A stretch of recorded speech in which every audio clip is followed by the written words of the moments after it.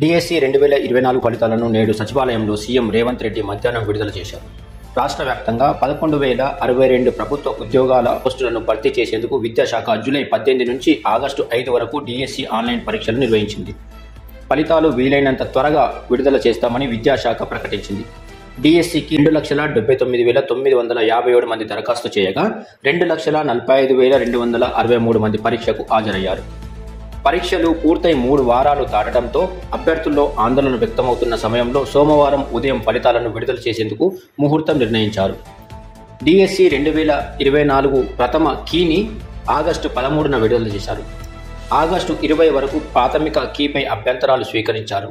దాదాపు 28,000 అభ్యంతరాలు వచ్చాయి. వీటన్నింటినీ పరిగణనలోకి తీసుకున్న తర్వాత సెప్టెంబర్ 6వ తేదీన ఫైనల్ కీ విడుదల చేశారు.